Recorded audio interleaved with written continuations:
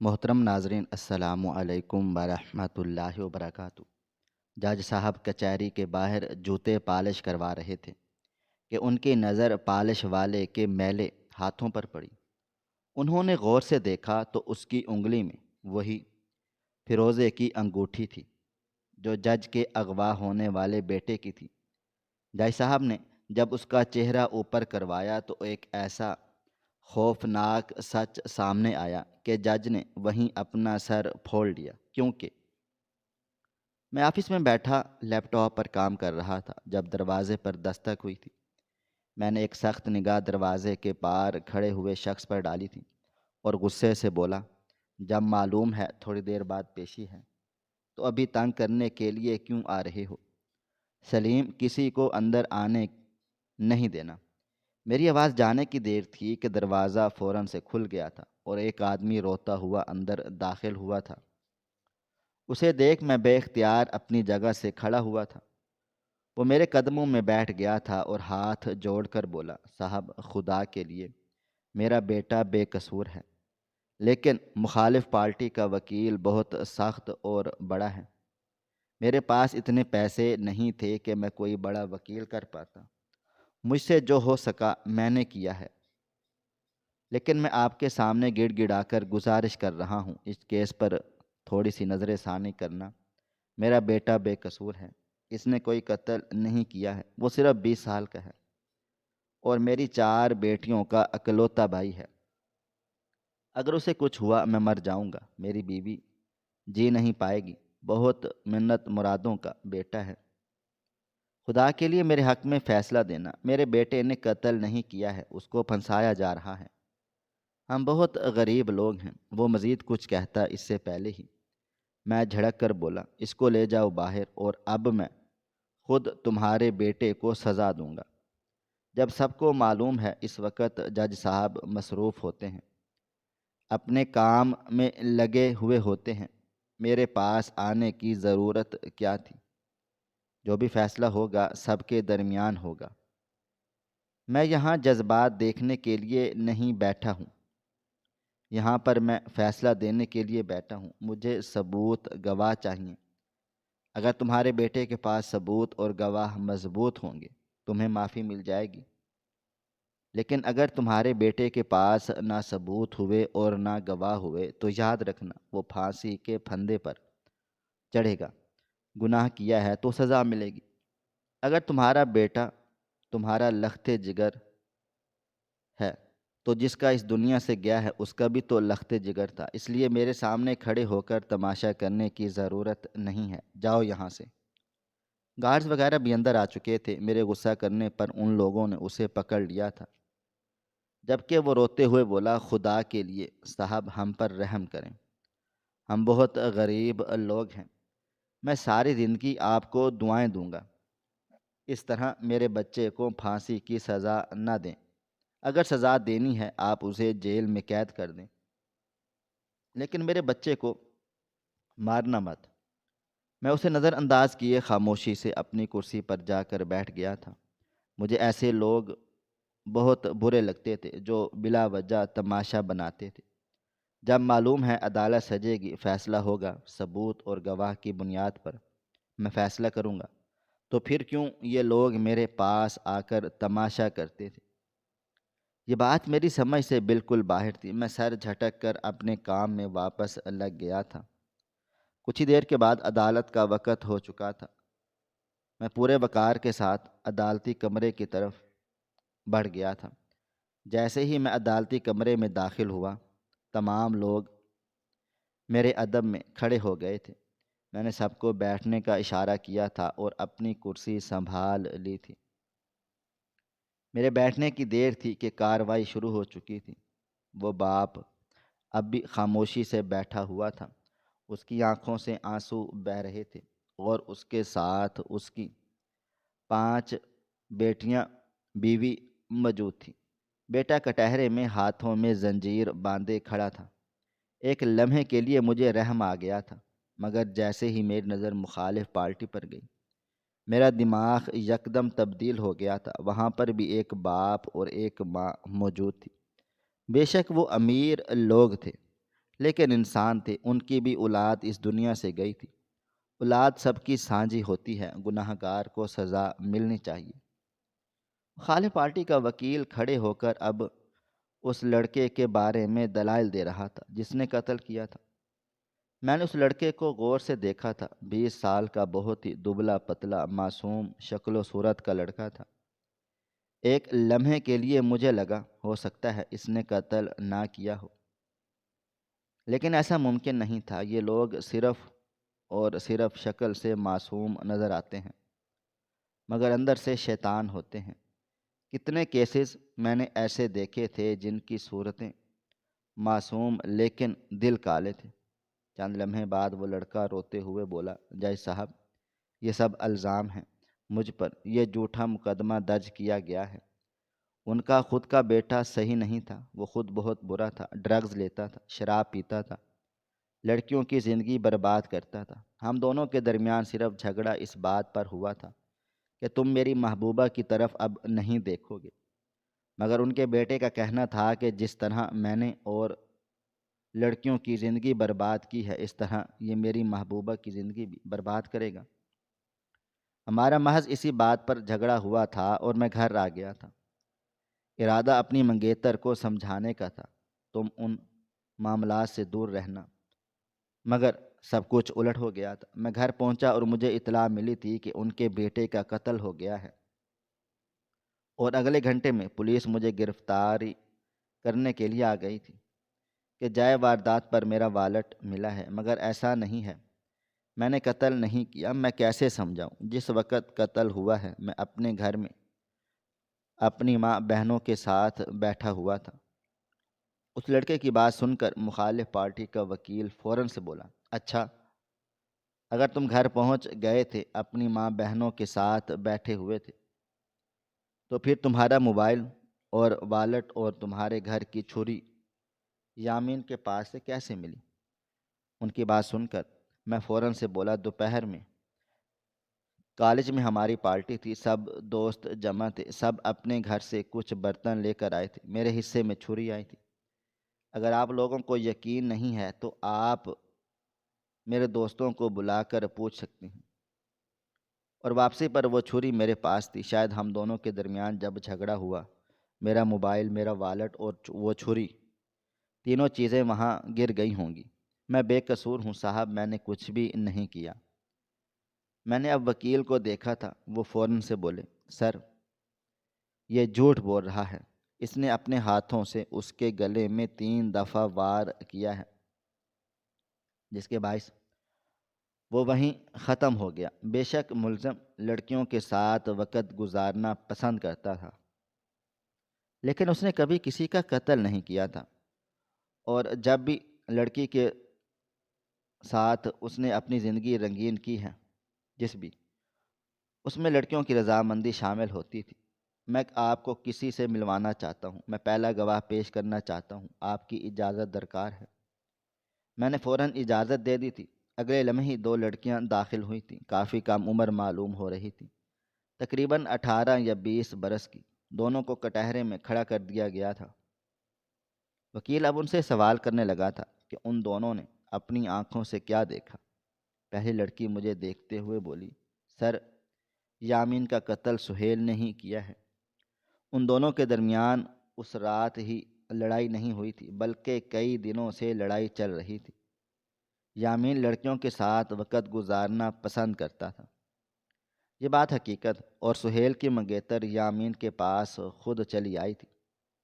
حالانکہ یامین نے منع بھی کیا تھا کہ تم سہیل کی منگیتر ہو، تم اسی کے ساتھ وقت گزارو، لیکن پیسے کی وجہ سے سہیل کی منگیتر نے اسے چھوڑ کر یامین کو منتخب کیا تھا، اور یہیں سے جھگڑا شروع ہوا تھا۔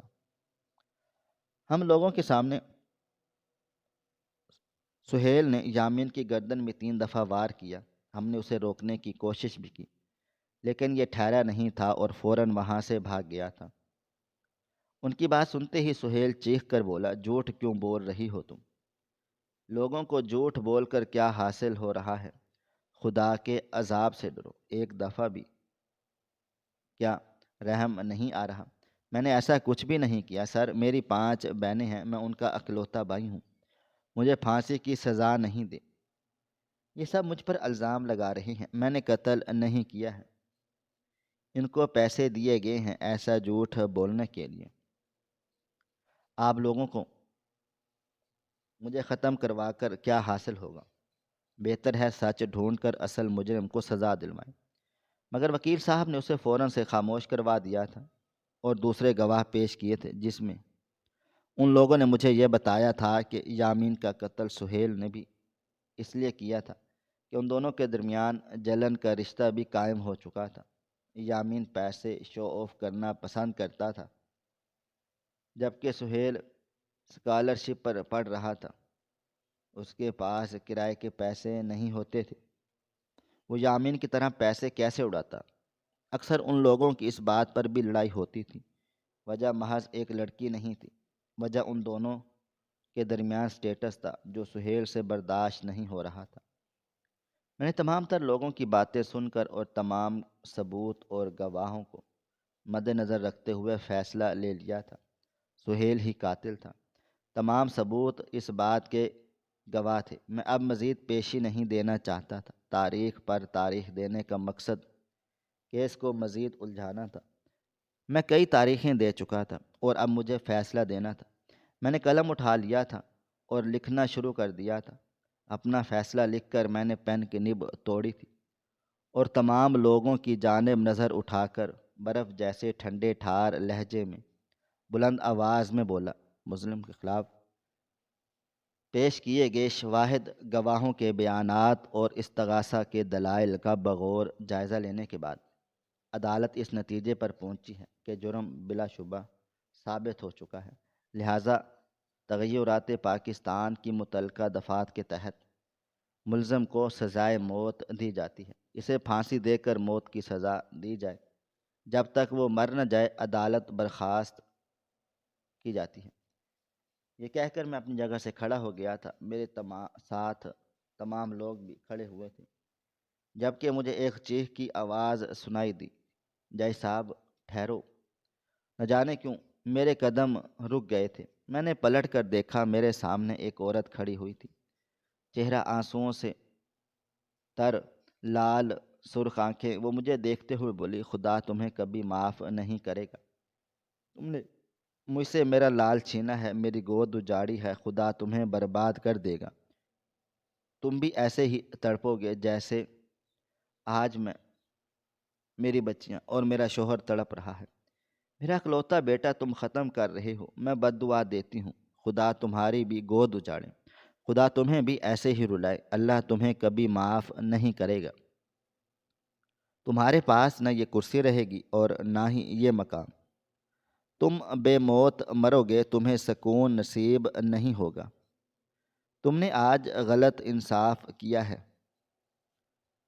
تم نے تو اس معاملے کی تہہ تک پہنچنے کی کوشش نہیں کی، تم نے میرا بچہ مجھ سے چھینا ہے، دیکھنا تمہیں خدا معاف نہیں کرے گا، تم ختم ہو جاؤ گے۔ اس عورت کی باتیں سن کر میرا دل زور زور سے دھڑکا تھا، مگر میں اپنے جذبات پر قابو پا کر اپنے کمرے کی طرف بڑھ گیا تھا۔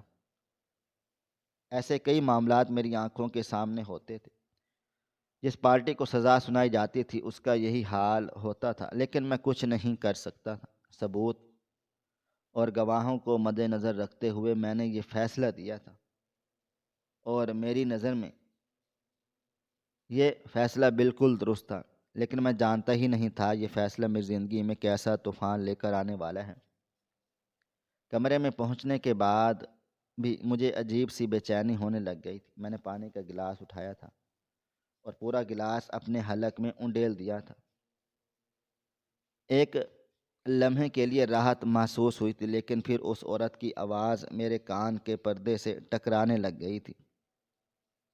ایک لمحے کے لیے میرا دل کیا میں اپنا فیصلہ واپس لے کر اس لڑکے کو سزائے عمر قید دے دوں، لیکن ایسا ممکن نہیں تھا، یہ مرحلہ اتنا آسان نہیں تھا۔ اس فیصلے کی بنیاد پر مجھ پر انگلی اٹھ سکتی تھی، اور میں اپنا کیریئر برباد نہیں کرنا چاہتا تھا۔ میں نے گہری سانس لے کر خود کو نارمل کیا تھا اور آج کی تمام پیشی کینسل کر کے میں اپنے گھر کی طرف روانہ ہو گیا تھا۔ مجھے تھوڑی دیر آرام کرنا تھا تاکہ میں پرسکون رہ سکوں۔ گاڑی میں بیٹھتے وقت بھی میرے دل و دماغ میں اس عورت کی آواز ہی گونج رہی تھی، خدا تمہیں کبھی سکون نہیں دے گا۔ جس طرح میری گود اجاڑی ہے، خدا تمہاری گود بھی اجاڑے گا۔ اس کے یہ الفاظ ایسا لگتا تھا کہ جس سے اندر ہی اندر مجھے کہیں تکلیف دے رہے ہوں۔ میں اچانک اپنے ڈرائیور کو دیکھتے ہوئے بولا، گاڑی میرے بیٹے کے اسکول کی طرف موڑ لو، میں اس کی چھٹی لے کر اسے اپنے ساتھ لے کر جاؤں گا۔ میری بات سن کر ڈرائیور نے سر کو ہلکی سی جنبش دی تھی اور گاڑی کو اسکول کی طرف موڑ لیا تھا۔ ایک مختصر مسافت طے کر کے ہم اسکول پہنچ گئے تھے۔ میں نے فوراً گارڈ کو اپنے بچے کو بلانے کا حکم دیا تھا۔ مجھے دیکھتے ہی اس نے فوراً مجھے سیلوٹ کیا تھا اور میرے بیٹے کو بلانے کے لیے چلا گیا تھا۔ تقریباً کوئی 10 منٹ کے بعد وہ پریشان باہر آیا تھا اور میرے گارڈ کو کہنے لگا کہ آج سر کا بیٹا اسکول نہیں آیا ہے، آپ کس کی چھٹی لینے کے لیے آئے ہیں؟ اس کی بات سن کر لمحے بھر کے لیے میرا دل دھڑکنا بھول گیا تھا۔ صبح ہی میں نے اور میرے بیٹے نے ساتھ ناشتہ کیا تھا اور پھر میں نے خود اپنے ہاتھوں سے اسے اسکول کے لیے رخصت کیا تھا۔ وہ بھلا کہاں جا سکتا تھا؟ میں فوراً گاڑی سے اتر آیا تھا۔ گارڈز فوراً میرے ارد گرد جمع ہو گئے تھے۔ میرا اس طرح سے پبلک میں گھومنا منع تھا۔ مجھے جان کا نقصان تھا، خطرہ تھا۔ میں فوراً سے بولا، کیا مطلب ہے تمہارا؟ میں اپنے ہاتھوں سے اسے اپنے سکول کے لیے رخصت کر کے گھر سے نکلا تھا۔ وہ سکول آیا ہے؟ انہوں نے سر نفی میں ہلا دیا تھا اور بولے، آج آپ کا بیٹا سکول نہیں آیا ہے، نہ ہی اس کی اٹینڈنس ہے اور نہ ہی وہ کلاس روم میں گیا ہے۔ اگر آپ کو یقین نہیں تو آپ اندر آئیں، کنٹرول روم چل کر آپ کیمرے دیکھ سکتے ہیں، ہم جھوٹ نہیں بول رہے۔ میرے ہاتھ پاؤں کانپنا شروع ہو گئے تھے۔ اس عورت کی آواز ایک بار پھر میرے کان کے پردے سے ٹکرائی تھی، خدا تمہاری بھی گود اجاڑے گا۔ میں نے کپ کپاتے ہاتھوں سے اپنے گھر کا نمبر ڈائل کیا تھا۔ پہلی بیل پر ہی ملازم نے فون ریسیو کر لیا تھا۔ میں گھبرائے ہوئے لہجے میں بولا، کیا زین العابدین آج اسکول گئے ہیں؟ ملازم کی آواز اسپیکر سے برآمد ہوئی تھی، جی سر، آپ کے سامنے ہی ان کو میں نے تیار کیا تھا اور آپ کے چلے جانے کے فوراً بعد ڈرائیور کے ساتھ اسکول چلے گئے تھے۔ میں نے فون کاٹ دیا تھا اور ڈرائیور کو کال ملائی تھی۔ میری پہلی بیل پر ہی اس نے کال ریسیو کر لی تھی۔ میں فوراً سے بولا، میرا بیٹا کہاں پر ہے؟ تم سکول چھوڑنے کے لیے آئے تھے مگر وہ ابھی تک سکول کیوں نہیں پہنچا ہے؟ میری بات سن کر ڈرائیور بولا، سر میں اپنے ہاتھوں سے انہیں سکول چھوڑ کر آیا ہوں، ان کو میں نے دروازے پر اتارا ہے، آپ کیا بول رہے ہیں؟ میں غصے سے بولا، جھوٹ بولنے کی ضرورت نہیں ہے، میں تمہیں زندہ نہیں چھوڑوں گا۔ سکول میں ہی کھڑا ہوا ہوں، اندر سے اطلاع ملی ہے میرا بچہ آج سکول آیا ہی نہیں ہے۔ اگر تم نے میرے بچے کو سکول نہیں چھوڑا تو پھر میرے بچے کو تم نے کہاں چھوڑا ہے؟ میری بات سن کر وہ بولا، سر میں قسم کھا کر کہہ رہا ہوں کہ میں زین بابا کو اسکول کے دروازے پر چھوڑ کر آیا ہوں۔ اگر آپ کو یقین نہیں تو باہر لگے کیمرے کی فوٹیج میں آپ چیک کر سکتے ہیں۔ میں نے ہاں بول کر فون کاٹ دیا تھا اور گارڈ کے ہمراہ کنٹرول روم کی طرف بڑھا تھا۔ میں جیسے ہی کنٹرول روم میں داخل ہوا، وہاں پر موجود عملہ فوراً کھڑا ہو گیا تھا اور مجھے سلام کیا تھا۔ میں نے فوراً صبح کی فوٹیج دکھانے کا حکم جاری کر دیا تھا۔ چند لمحے بعد صبح کی فوٹیج چلنا شروع ہو گئی تھی۔ بچے آ رہے تھے، ماں باپ چھوڑ رہے تھے، کچھ ماں باپ پیار کر رہے تھے، کچھ بچے رو رہے تھے کہ ہمیں اندر نہیں جانا۔ چند سیکنڈ مزید ویڈیو آگے بڑھی تھی اور میرا ڈرائیور گاڑی لے کر آتا ہوا نظر آ گیا تھا۔ اس نے گاڑی کو اسکول کے دروازے سے تھوڑا سا پیچھے روک لیا تھا۔ یہ ایک نارمل پارکنگ ایریا تھا، یہاں پر اکثر میں بھی کھڑا ہوتا تھا۔ میرا بیٹا اترا تھا، اس نے ڈرائیور کو خدا حافظ بولا اور ڈرائیور گاڑی پیچھے کر کے میری آنکھوں کے سامنے سے اوجھل ہو گیا تھا۔ اس کے چلے جانے کے بعد میرا بیٹا اندر نہیں گیا تھا، بلکہ وہ سکول کی پچھلی سمت کی طرف بڑھ گیا تھا۔ میں فوراً چلا کر بولا، اس طرف کا کوئی کیمرہ ہے؟ ان لوگوں نے سر نفی میں ہلایا تھا۔ اسٹاف ممبر بولا، سر ہم سکول کو کور کرتے ہیں اور زیادہ سے زیادہ مین روڈ کو، اس سے زیادہ ہمارا اس طرح کا کوئی کام نہیں ہوتا۔ اب یہ سمجھ نہیں آ رہا کہ آپ کا بیٹا وہاں کرنے کے لیے کیا گیا ہے۔ اس کو اسکول آنا چاہیے تھا، جبکہ میں بنا کچھ بھی کہے باہر کی طرف بڑھا تھا اور اپنے گارڈز کے ساتھ اس طرف بھاگا تھا، لیکن وہاں جانا بھی بیکار ثابت ہوا تھا۔ میرا بیٹا وہاں پر نہیں تھا، بلکہ اس کا بیگ ایک طرف پڑا ہوا تھا اور ایک جوتا بھی وہاں پر موجود تھا۔ میری جان نکل گئی تھی۔ گارڈ نے وہ سامان اٹھا لیا تھا۔ میں اب مزید آگے جانا چاہتا تھا، لیکن وہاں صرف جھاڑیاں نظر آ رہی تھیں۔ یہ حصہ اسکول کا پچھلا حصہ تھا، جہاں پر زیادہ سے زیادہ گاڑیاں کھڑا ہوتی یا پھر لوگ کچرا پھینک کر چلے جاتے۔ میرے قدموں تلے سے زمین نکل گئی تھی۔ کیا صورت کی بد دعا اتنی طاقتور تھی کہ میری گود واقعی اجڑ چکی تھی؟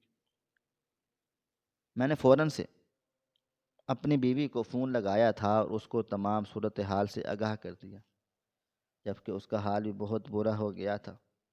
وہ روتے ہوئے بولی، آپ کیا بول رہے ہیں؟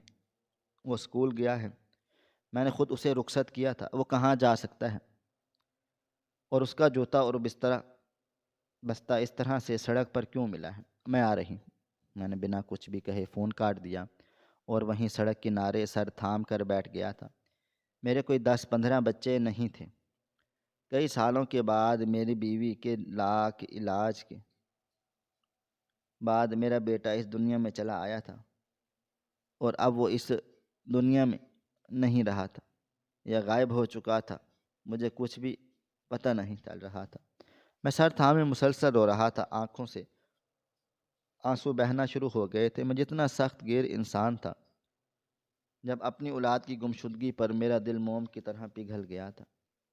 لمحے بعد میری بیوی کی گاڑی بھی وہاں آ گئی تھی اور اپنے بچے کا بستہ اور اس کا جوتا سینے سے لگا کر خوب روئی تھی۔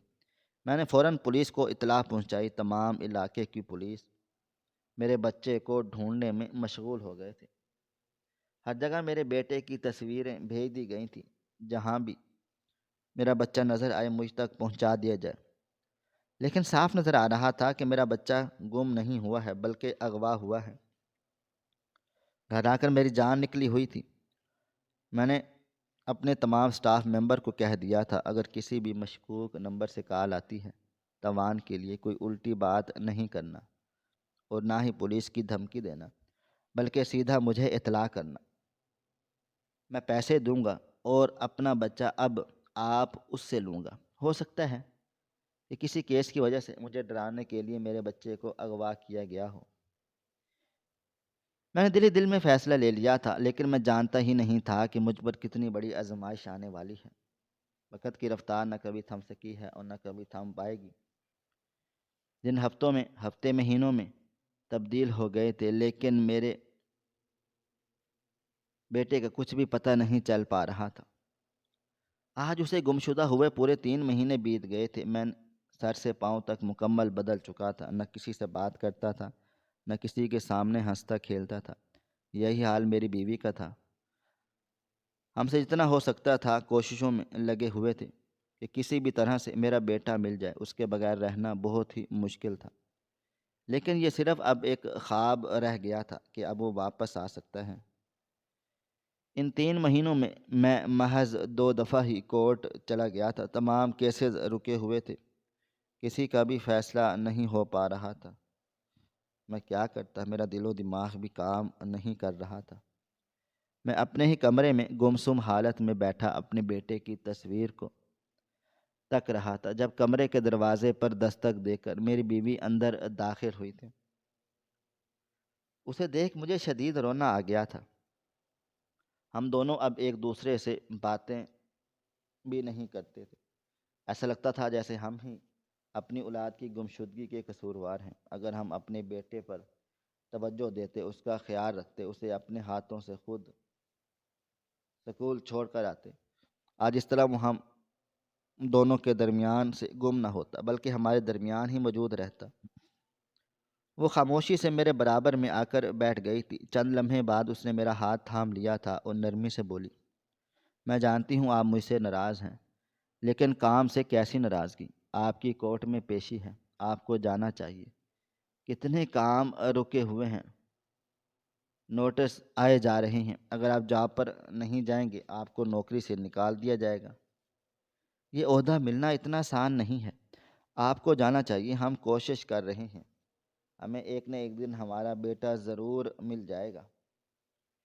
میری بیوی کی اس بات پر میرے پاس کوئی جواب نہیں تھا، میں بس خاموش ہو گیا تھا۔ کچھ دیر تک ہم دونوں چپ چاپ بیٹھے رہے تھے اور پھر وہ اٹھ کر چلی گئی تھی، مگر اس نے ایک بات بالکل درست کہی تھی، مجھے اپنی جاب پر واپس جانا چاہیے۔ میری وجہ سے کافی کیس پینڈنگز پڑے ہوئے ہیں۔ میں نے گہری سانس لی تھی اور اپنا موبائل فون نکال کر آفس میں اطلاع پہنچائی تھی کہ آج میں آفس آ رہا ہوں، آج جو بھی پیشی مقرر کی گئی ہیں ان کو آگاہ کر دیا جائے، میں آج کورٹ میں بیٹھوں گا۔ چپ چاپ میں واش روم چلا گیا تھا، کپڑے وغیرہ تبدیل کیے تھے اور بنا کسی کو اطلاع دیے بغیر کورٹ کے لیے روانہ ہو گیا تھا۔ کچھ ہی دیر کے بعد میں آفس پہنچ گیا تھا۔ وہاں جاتے ہی مجھے معلوم ہو چکا تھا کہ آج بھی بہت زیادہ کیسز ہیں جو پینڈنگز ہیں اور میری وجہ سے ہی سب کام رکے ہوئے ہیں۔ میں نے تمام لوگوں سے معافی مانگی تھی اور فوراً آج کی تاریخوں کی پیشی کرنے کا حکم جاری کر دیا تھا۔ کچھ دیر کے بعد مجھے عدالت میں پہنچنے کا آرڈر مل گیا تھا اور تقریباً کوئی 20 منٹ بعد میں اپنی کرسی سنبھال چکا تھا اور کارروائی شروع ہو گئی تھی۔ دونوں پارٹی میرے سامنے قتل کا کیس لے کر حاضر ہوئی تھی۔ اس بار قتل ایک بھائی نے اپنی بہن کا کیا تھا۔ میں بہت غور سے ہر ایک بات کو نوٹ کر رہا تھا۔ اچانک ہی میرا دماغ اس وقت میں کھو گیا جب اس عورت نے کھڑے ہو کر مجھے بد دعا دی تھی، خدا تمہیں غارت کرے، تمہیں کبھی سکون نصیب نہ ہو۔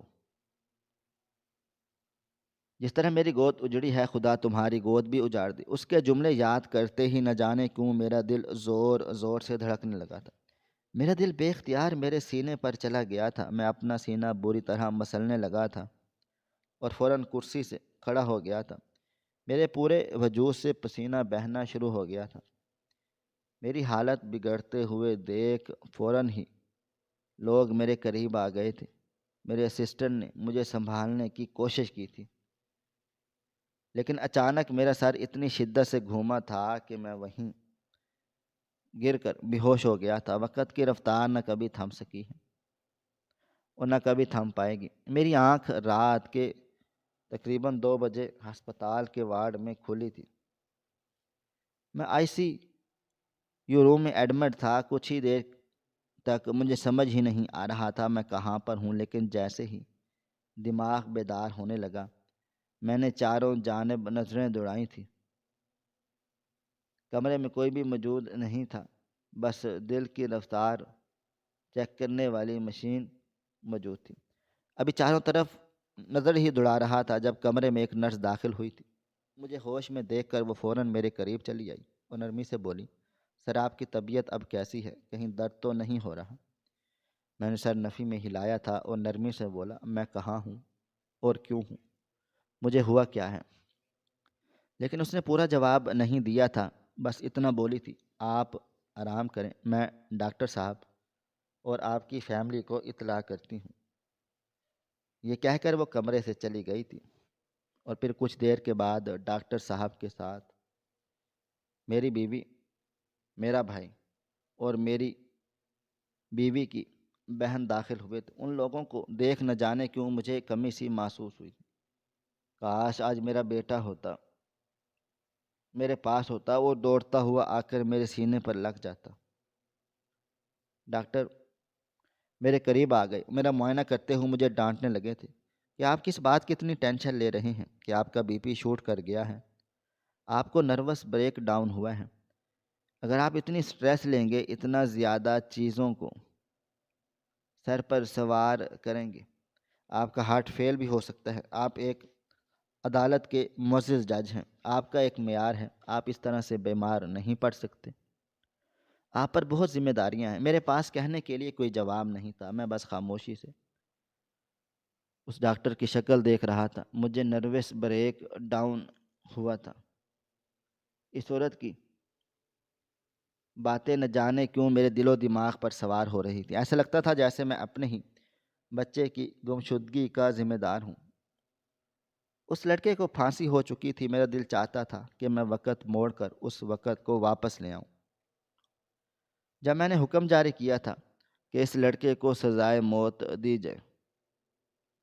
مجھے چاہیے تھا کہ میں آگے بڑھ کر بات کر کے اس کی سزا کم کرواتا، عمر قید کروا دیتا، کم از کم وہ زندہ تو رہتا۔ میں نے بلا وجہ اتنا بڑا فیصلہ لے لیا تھا۔ زندگی میں پہلی بار مجھے اپنے فیصلے پر پچھتاوا ہو رہا تھا۔ آج سے پہلے میں نے کئی لوگوں کو پھانسی کے آرڈر جاری کیے تھے، لیکن آج جو میری حالت تھی اس کا کوئی نعم البدل نہیں ہے۔ وقت کی رفتار نہ کبھی تھم سکی ہے اور نہ کبھی تھم پائے گی۔ 2 دن مجھے ہسپتال میں داخل رکھا گیا اور پھر میں اپنے گھر واپس آ گیا تھا۔ طبیعت خرابی کے باعث کورٹ سے میں نے خود چھٹی مانگ لی تھی اور تمام تر کیسز کسی اور جج کے حوالے کر دیے گئے تھے، کیونکہ میری حالت ایسی نہیں تھی کہ ابھی فی الحال میں کسی بھی طرح کی ذمہ داری اپنے سر لیتا۔ وقت اور تیزی سے گزرتا جا رہا تھا۔ دن ہفتوں میں اور ہفتے مہینوں میں تبدیل ہو گئے تھے، لیکن میرے بیٹے کو کچھ بھی پتہ نہیں چل پایا تھا۔ آج اس واقعے کو پورا 1 سال ہو گیا۔ اس 1 سال میں میں نے کوئی کام نہیں کیا تھا، نہ میں کورٹ گیا تھا، نہ میری بیوی نے اپنا بوتیک سنبھالا تھا۔ ہم بس گھر کے اندر قید ہو کر رہ گئے تھے۔ ایک ماں باپ کے جگر کا ٹکڑا ان سے دور ہو جائے، ان کی ایسی ہی حالت ہوتی ہے، مگر انسان وقت کے ساتھ آگے بڑھ ہی جاتا ہے۔ میں اور میری بیوی اب آگے بڑھنے کا فیصلہ لے چکے تھے۔ میں نے 2 ہفتے سے کورٹ جانا شروع کر دیا تھا۔ میری بیوی نے بھی اپنا بوتیک اب واپس سنبھال لیا تھا۔ اگر ہم غم کو اپنے سینے سے لگا کر رکھتے تو ہم کبھی بھی آگے نہیں بڑھ پاتے۔ یہ بات مجھے اور میری بیوی دونوں کو ہی سمجھ آ گئی تھی۔ آج معمول کا ہی دن تھا۔ میں جلدی جلدی آفس کے لیے نکلا تھا۔ جلد بازی میں نے وہ جوتے اپنے پاؤں میں پہن لیے تھے جن پر پالش نہیں ہوئی تھی۔ میں کیا کرتا؟ حالات اتنے پیچیدہ ہوتے جا رہے تھے، مجھے اپنا ہوش بھی نہیں رہتا تھا۔ بعض اوقات میری بیوی الجھ کر رونا شروع کر دیتی تھی کہ یہ ہمیں ہو کیا گیا ہے۔ ہم جیسے وقت کے پابند لوگ کتنے غیر پابند ہو گئے ہیں۔ لیکن حقیقت ہے جب کسی کا کوئی شخص زندگی سے جاتا ہے تو ان کی پوری زندگی تبدیل ہو جاتی ہے۔ لیکن میں ان جوتوں کے ساتھ آفس نہیں جا سکتا تھا۔ میں نے ڈرائیور کو دیکھ کر حکم جاری کیا تھا کہ کسی پالش والے کی شاپ کے پاس روک دینا۔ میری بات سن کر وہ فوراً سے بولا، سر، کورٹ کے پاس ایک بچہ بیٹھتا ہے، اگر آپ اجازت دیں میں وہاں روک دوں۔ اس کی بات سن کر میں منع کرنا چاہتا تھا کہ کورٹ کے پاس نہیں روکو، اگر کسی نے دیکھ لیا تو بلا وجہ کی باتیں بنائی جائیں گی۔ لیکن دیر اتنی ہو چکی تھی کہ میں نے ہاں بول دیا تھا اور موبائل فون نکال کر آنے والے میسیجز وغیرہ دیکھنے لگا تھا۔ کچھ دیر کے بعد ہم کورٹ کے پاس پہنچ گئے تھے۔ میرا ڈرائیور مجھے دیکھتے ہوئے بولا، سر آپ ایک کام کریں، آپ گاڑی میں ہی بیٹھے رہیں، جوتے اتار کر مجھے دے دیں، میں پالش کروا لیتا ہوں۔ جبکہ میں نے انکار کر دیا تھا۔ جب سے میرے بیٹے کا انتقال ہوا تھا میں اپنے ملازمین کے ساتھ بہت نرم ہو گیا تھا۔ میں کسی کے ساتھ ایسا رویہ نہیں رکھتا تھا جو انہیں تکلیف پہنچائے۔ میں خاموشی سے گاڑی سے اترا تھا اور سامنے ہی ایک بچہ سر جھکا کر بیٹھا ہوا تھا۔ میں نے اپنے جوتے اتار کر اس کے سامنے رکھے اور نرمی سے بولا، بیٹا اسے پالش کر دو اور اچھے طریقے سے کرنا، مجھے دیر ہو رہی ہے اور جلدی کرنا۔ یہ کہہ کر میں ادھر ادھر دیکھنے لگا تھا۔ کہیں وکیل آ رہا تھا، کہیں سے وکیل جا رہا تھا۔ کہیں لوگوں کی ٹولیاں کھڑی ہوئی تھیں، کسی کا چہرہ اترا ہوا تھا اور کسی کا چہرہ خوش نظر آ رہا تھا۔ یہاں پر آنے والے کئی چہرے آپ کو نظر آتے ہیں، لیکن ہر چہرے کے پیچھے ایک نئی کہانی چھپی ہوتی ہے، بس سمجھنے والی نگاہ چاہیے۔ ابھی میں ان سب چیزوں کو دیکھ رہا تھا جب اچانک میری نظر بچے کے ہاتھ پر گئی تھی۔ وہ کافی طریقے سے پالش کر رہا تھا۔ اس کی رفتار ہی دیکھ کر جب نظر اس کے ہاتھ میں موجود انگوٹھی پر گئی تو اگلا لمحہ ایسا تھا جیسے میری جان میرے وجود سے نکل کر پرواز کر گئی ہو۔ اور یہ انگوٹھی کوئی معمولی انگوٹھی نہیں تھی، اس انگوٹھی میں فیروزہ پتھر جڑا ہوا تھا، اور یہ انگوٹھی کسی اور کے پاس نہیں، میرے بیٹے کے پاس تھی، جو میں نے اس کو سالگرہ کے دن اسے تحفے میں دی تھی۔ مجھے آج بھی یاد ہے، میں بہت شوق سے انگوٹھیاں پہنتا تھا، اور جو میرے بیٹے کو میری انگوٹھیاں بہت پسند آتی تھی، اکثر میری انگوٹھیوں پر دھاگا باندھ کر اپنی انگلی میں فٹ کرتا۔ پہل میں بھی ہنس دیا کرتا تھا، لیکن جب میں نے اس کی انگوٹھیوں سے محبت دیکھی، میں نے اس کے لیے بھی آرڈر دے دیا تھا۔ یہی سوچا تھا کہ سالگرہ کے دن اس کو ایک بڑے تحفے کے ساتھ یہ انگوٹھی بھی تحفے میں دے دوں گا۔ اور میرا بیٹا اکثر مجھے کاپی کرنے کی کوشش کرتا تھا۔ میں نے اسے بے اختیار بچے کو دیکھا اور نرمی سے بولا، سر اوپر کرو بچے، اپنا چہرہ دکھانا۔ میرا دل اتنی شدت سے دھڑک رہا تھا کہ ایک لمحے کے لیے مجھے ایسا محسوس ہوا ابھی میری سانس بند ہو جائے گی۔ میرے کہنے کے باوجود اس نے چہرہ اوپر نہیں کیا تھا، بس خاموشی سے اپنے کام میں مگن ہو رہی تھی، مگر لگ رہا تھا۔ میں ایک بار پھر لرزتی ہوئی آواز میں بولا، اپنا چہرہ اوپر کرو، کیوں سر جھکائے بیٹھے ہو، میری بات سنو۔ میرے کہنے کی دیر تھی، اس نے اپنا چہرہ اوپر کر دیا، اور اگلا لمحہ واقعی مجھے موت کے قریب پہنچا چکا تھا۔ میرے قدموں تلے سے جان نکل گئی تھی، ایسا لگتا تھا جیسے قدموں تلے زمین نکل چکی ہو، آسمان میرے سر پر آن گرا ہو۔ میں پورے وجود کے ساتھ زمین بوس ہو گیا تھا، اور پھٹی پھٹی نظروں سے اس کا چہرہ دیکھنے لگا تھا۔ یہ کوئی اور نہیں بلکہ میرا لخت جگر تھا، میری اولاد، میرا زین العابدین۔ میں اس کے چہرے کو بے یقین نظروں سے دیکھ رہا تھا۔ 1 سال کے بعد ہم دونوں باپ بیٹے ایک دوسرے کے سامنے تھے، لیکن جگہ اور رتبہ بدل گیا تھا۔ وہ ایک جوتے پالش کرنے والے کے روپ میں تھا، اور میں آج بھی وہی جائی تھا، لیکن ہم دونوں ایک سڑک پر زمین پر بیٹھے تھے۔ میں کچھ کہتا اس سے پہلے ہی وہ بولا، صاحب آپ کا کام ہو چکا ہے، یہ آپ کے جوتے ہیں۔ اس میں نے اس کا سامان ایک لات سے دور کر چکا تھا، مار کر، اور فوراً اسے اپنے گلے سے لگا کر پھوٹ پھوٹ کر رونے لگا، جب اچانک اس نے مجھے اپنے وجود سے دور دھکیلا تھا اور میری جانب دیکھتے ہوئے غصے سے بولا، جب کہہ دیا ہے صاحب آپ کا کام ہو چکا ہے تو آپ مجھے گلے کیوں لگا رہے ہیں؟ اس کی بات سن کر میں فوراً سے بولا کہ یہ کس طرح سے اپنے بابا سے بات کر رہے ہو زین العابدین؟ تمہیں معلوم ہے مجھے کتنی تکلیف ہو رہی ہے؟ اس کی میری بات سن کر وہ فوراً سے بولا، ہوتی رہے تکلیف، آپ کا کام ہو چکا ہے صاحب، آپ جا سکتے ہیں۔ میں اس کا ہاتھ تھام چکا تھا اور روتے ہوئے بولا، کیا ہو گیا ہے میرے بیٹے تمہیں؟ تم کہاں چلے گئے تھے؟ تمہیں معلوم ہے 1 سال سے ہماری کیا حالت ہے؟ تمہاری ماں برباد ہو چکی ہے، میں تو برباد ہو چکا ہوں، ہم تمہاری یادوں میں رو رو کر دیوانے ہو چکے ہیں، اور تم کس طرح مجھے دھتکار رہے ہو؟ تم کہاں چلے گئے تھے؟ اور یہ سب کیا ہے؟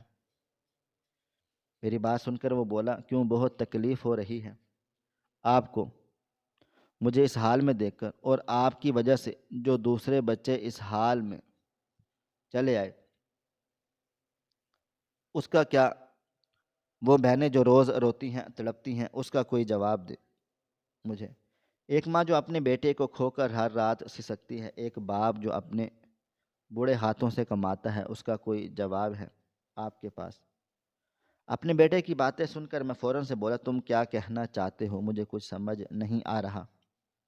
تم کھڑے ہو یہاں سے، تم گاڑی میں بیٹھو، تمہاری ماں بہت روتی ہے، اس کی حالت ٹھیک نہیں ہے، اگر تم مجھ سے ناراض ہو کسی بات کی وجہ سے تو میں سب کچھ ٹھیک کروں گا، اور اگر ہمارے درمیان کوئی وجہ بنی تھی علیحدہ ہونے کی تو کم از کم اپنی ماں کا چہرہ تو دیکھتے۔ اسے کیسے تم چھوڑ کر کہیں بھی جا سکتے ہو؟ 1 سال ہو گیا ہے ہماری جدائی کو، اور تم اتنے بڑے نہیں ہوئے کہ تمہیں معاملات سمجھ آ جائیں۔ میری بات سن کر وہ مجھے دیکھتے ہوئے بولا، بے شک میں اتنا بڑا نہیں ہوا کہ میں کچھ بھی سمجھ سکوں، لیکن میں انسان ہوں اور روٹی کھاتا ہوں۔ اتنی سمجھ مجھ میں بھی ہے کہ آپ غلط راہ پر چل رہے ہیں، اور میں آپ جیسے انسانوں کے ساتھ نہیں رہ سکتا۔ آپ کا کام ہو چکا ہے، آپ مجھے میری اجرت دے اور یہاں سے چلے جائیں۔ اس کی بات سن کر میں نے فوراً اپنی بیوی کو فون ملایا تھا اور اسے تمام صورتحال سمجھا کر یہاں بلا لیا تھا۔ میرا بیٹا مجھ سے بالکل بات نہیں کرنا چاہتا تھا، اس لیے میں نے اپنی بیوی کو بلایا تھا۔ میرے کہنے پر وہ بھاگتی ہوئی کچھ ہی دیر کے بعد پہنچ گئی تھی اور اپنے بیٹے کو سامنے دیکھتے ہی گلے لگ کر زاروں قطار رونے لگ گئی تھی، اور اگلا منظر میرے لیے بھی حیران کر دینے والا تھا۔ میرا بیٹا بھی اپنی ماں کو دیکھ کر خوب رویا تھا۔ ظاہر سی بات ہے، دونوں ماں بیٹے پورے 1 سال بعد ملاقات کر رہے تھے۔ جب وہ مجھ سے گلے لگا تھا تو مجھے ایسا لگ رہا تھا کہ وہ رو رہا ہے، لیکن جب میں نے اس کا چہرہ دیکھا وہ بالکل نارمل تھا۔ اس کی ماں اپنے بیٹے کا بازو تھام کر بولی، کہاں تھے تم؟ تمہیں احساس ہے یا نہیں 1 سال ہو گیا ہے تمہاری گمشدگی کو، اور تم یہ سب کروا رہے ہو؟ تمہارے پاس بابا اگر تم سے کوئی سوال پوچھ رہے ہیں تو تم انہیں الٹے جواب دے رہے ہو۔ اپنی ماں کی بات سن کر وہ روتے ہوئے بولا، پوچھے ان سے کس حیثیت انہوں نے ایک ماں کی گود اجاڑی، 5 بہنوں کے بھائی کو پھانسی کے پھندے پر چڑھا دیا؟ مانگے جواب ان سے۔ آپ کو معلوم ہے اس کا باپ کتنا بوڑھا ہو چکا ہے، اس کے ہاتھ پیر کام نہیں کرتے، مگر اس کے باوجود وہ بجری بلاک اٹھا کر اوپر چڑھتا ہے۔ ان لوگوں نے مجھے اغوا کیا تھا بابا جان کو پریشان کرنے کے لیے، مگر جب انہوں نے مجھے روتے ہوئے دیکھا مجھے کہہ دیا تھا کہ اب تم چلے جاؤ، لیکن میں خود نہیں آیا کیونکہ مجھے ان لوگوں کے گھر کی پریشانی نظر آئی تھی۔ میں جان بوجھ کر وہاں ٹھہر گیا تھا تاکہ بابا کو بھی احساس ہو کہ کسی کی جب گود اجاڑی جاتی ہے اسے کتنی تکلیف ہوتی ہے۔ اپنے بیٹے کی بات سن کر مجھے اس عورت کا وہ جملہ یاد آ گیا تھا جو اس نے مجھے دیکھ کر کہا تھا، خدا تمہاری بھی گود اجاڑے، تم بھی بے سکون رہو، تمہیں کبھی بھی سکون نصیب نہ ہو۔ یعنی ان لوگوں نے میرے بیٹے کو اغوا کیا تھا، اور جب انہوں نے میرے بیٹے کو رہا کیا وہ خود نہیں آیا تھا۔ میری بیوی نے اسے بہت پیار کیا تھا، اسے سمجھایا تھا اور گھر لے آئی تھی، مگر میں نے کیس کو دوبارہ ری اوپن کیا، اچھے طریقے سے اس کی جانچ پڑتال کی، اپنے طریقے پر کروائی تھی، مگر حقیقت یہی تھی کہ وہ لڑکا قاتل تھا، اور جو مرا تھا وہ ملزم تھا، اور وہ برا لڑکا ضرور تھا لیکن اس کا قتل کسی اور نے نہیں بلکہ سہیل نے ہی کیا تھا۔ یہ بات جب میں نے شواہد کے ساتھ اپنے بیٹے کو سمجھائی کہ اسے تھوڑی دیر بعد بہت یہ بات سمجھ آ گئی تھی کہ اس نے بولا تھا کہ وہ 5 لڑکیاں اس کی بہنیں ہیں اور ان کی ذمہ داری اب اس کی ذمہ داری ہے۔ اپنے بیٹے کی بات کا میں نے بھرم رکھا تھا، اس کی بات کو نظر انداز نہیں کیا تھا۔ ان 5 لڑکیوں کی شادی میں نے اپنے ہاتھوں سے کروائی تھی۔ اس بوڑھے انسان کو ایک چھوٹا سا کاروبار کروا کر دیا تھا تاکہ اسے یہ مزدوری نہ کرنی پڑے، مگر میں نے اپنے بیٹے کو اچھے طریقے سے سمجھا دیا تھا کہ جب تم کسی بڑے عہدے پر فائز ہوتے ہو تم پر دیگر ذمہ داریاں ہوتی ہیں، تم اس طرح اپنی ذمہ داریاں سے بھاگ نہیں سکتے۔ جب آپ کو ایک کٹر فیصلہ لینا ہوتا ہے تب آپ اس طرح جذبات سے نہیں سوچتے۔ میرے اور میرے بیٹے کے درمیان اس بات کو لے کر بہت اختلاف ہوا تھا، لیکن جب وہ بڑا ہوا اس نے قانون کی پڑھائی کی، اسے سمجھ آ گیا تھا کہ قانون کے معاملات میں جذبات کام نہیں آتے۔ تب آپ کو کٹر دل ہو کر فیصلہ لینا پڑتا ہے۔ میں اب تمام سننے والوں کو یہی پیغام دینا چاہوں گا کہ اپنے بچوں کے ساتھ بیٹھ کر اس طرح گفتگو کیا کریں کہ انہیں معلوم ہو سکے، جب فیصلہ لینے کی باری آئے تو آپ فیصلہ لیں، اور اس طرح ایموشنل ہو کر اپنا گھر نہ چھوڑ دیں۔ سمجھداری سے کام لیں اور عقل استعمال کریں۔ اگر آپ کو لگتا ہے کہ کوئی مظلوم ہے اور آپ کی وجہ سے اس کے ساتھ ظلم ہو گیا ہے تو اس کی مدد کریں، اپنا آپ برباد نہ کریں، اس میں آپ کی اپنی کوئی غلطی نہیں ہوتی۔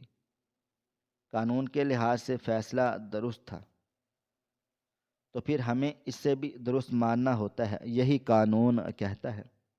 ناظرین، آپ کو ہماری آج کی کہانی کیسی لگی؟ کومنٹ باکس میں اپنی رائے کا اظہار ضرور کریں۔ خواہش صرف اتنی ہے کہ کچھ الفاظ لکھوں جس سے کوئی گمراہی کے راستے پہ جاتے جاتے رک جائے، اور نہ بھی رکے تو سوچ میں ضرور پڑ جائے۔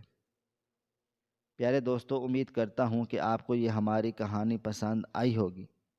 کہانی پسند آئی ہو تو ویڈیو کو لائک کریں، کومنٹس کریں، شیئر کرنا بالکل بھی نہ بھولیں، اور ہاں، اگر آپ لوگ اس چینل پر نئے ہیں تو ہمارے چینل ہریرہ انفو کو سبسکرائب ضرور کر لیں اور نوٹیفیکیشن کو ضرور دبا دیں تاکہ آنے والی کہانی سب سے پہلے آپ کو مل سکے۔ ملتے ہیں کل ایک نئی اور دلچسپ کہانی کے ساتھ، تب تک اپنا ڈھیر سارا خیال رکھیے گا۔ اللہ حافظ۔